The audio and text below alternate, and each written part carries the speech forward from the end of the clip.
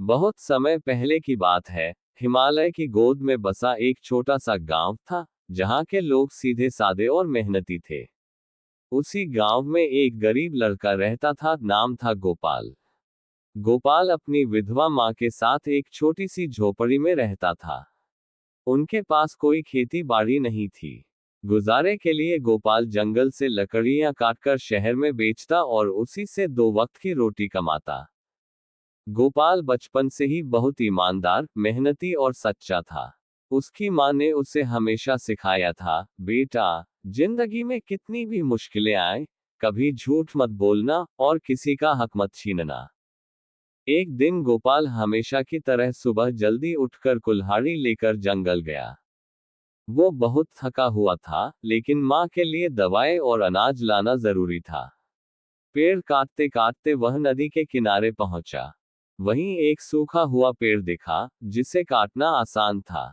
जैसे ही उसने कुल्हाड़ी उठाए और पहला वार किया, अचानक उसका पैर फिसला और उसकी कुल्हाड़ी सीधे नदी में गिर गई।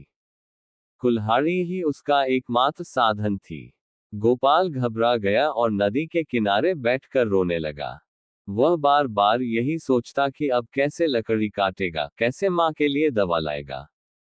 तभी अचानक नदी में से एक तेज प्रकाश निकला और उसमें से एक सुंदर जल देवी प्रकट हुई। उन्होंने गोपाल से पूछा, बेटा, तुम क्यों रो रहे हो? गोपाल ने हाथ जोड़कर कहा, माँ, मेरी कुल्हाड़ी नदी में गिर गई है। वही मेरे रोजगार का सहारा थी। देवी मुस्कुराई और बोली, चिंता मत करो, मैं तुम्हारी मदद करूंगी। उन्होंने नदी में डुबकी लगाए और एक सोने की कुल्हाड़ी लेकर बाहर आई। उन्होंने गोपाल से पूछा, क्या ये तुम्हारी कुल्हाड़ी है? गोपाल ने तुरंत मना कर दिया, नहीं देवी माँ, यह मेरी कुल्हाड़ी नहीं है। मेरी कुल्हाड़ी लोहे की थी। देवी फिर नदी में गई और इस बार एक चांदी की कुल्हाड़ी लेकर आई। गोपाल ने फिर मना किया। आखिर में देवी एक पुरानी लोहे की कुल्हाड़ी लेकर आई। गोपाल का चेहरा खिल गया और वह बोला, हाँ देवी माँ, यही मेरी कुल्हाड़ी है। देवी उसकी ईमानदारी से बहुत प्रसन्न हुई। उन्होंने कहा, बेटा, तुम जैसे लोग इस दुनिया में बहुत कम हैं। लोग जरा सा फायदा पाने के लिए झूठ बोल देते हैं, लेकिन तुमने सच को चुना।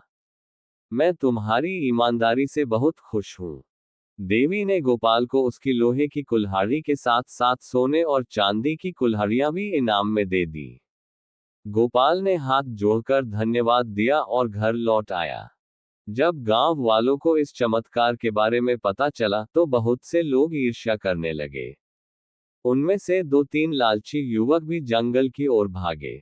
उन्होंने जानबूझकर अपनी कुल्हाड़ी नदी में फेंकी और देवी के प्रकट होने का इंतजार करने लगे। देवी प्रकट हुई और पहले युवक से पूछा, तुम क्यों रो रहे हो?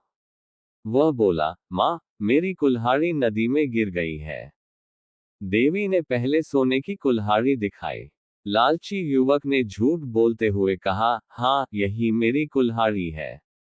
देवी क्रोधित हो गई और बोली, तुम झूठ बोल रहे हो। ईमानदारी की परीक्षा में तुम असफल हो गए। इतना कहकर देवी अदृश्य हो गई और उसकी असली कुल्हाड़ी भी नदी में डूब गई। अब गांव के लोग समझ गए कि झूठ बोलने से कुछ नहीं मिलता, बल्कि जो भी मिलता है वह सच्चाई और ईमानदारी से ही मिलता है। अब गोपाल के पास तीनों कुल्हाड़ियां थीं। उसने सोने और चांदी की कुल्हाड़ी बेच दी और उससे माँ के इलाज, एक छोटी सी दुकान और बच्चों के लिए स्कूल शुरू कर दिया। अब वह सिर्फ अपने लिए नहीं, पूरे गांव के लिए काम करता था। कुछ सालों में वही गोपाल, जो कभी जंगल में लकड़ी काटता था, गांव का सबसे सम्मानित व्यक्ति बन गया। लोग उसे आदर से देखते और अपने बच्चों को उसकी ईमानदारी की कहानी सुनाते। ईमानदारी का फल हमेशा मीठा होता है। झूठ से मिलती है केवल क्षणिक सफलता, लेकिन सच आपको ऊंचाइयों तक ले जा सकता है। कभी किसी का हक न छीनो, चाहे हालात कितने भी मुश्किल हो। सच्चाई की राह कठिन जरूर होती है, लेकिन अंत में जीत सच्चाई की ही होती है।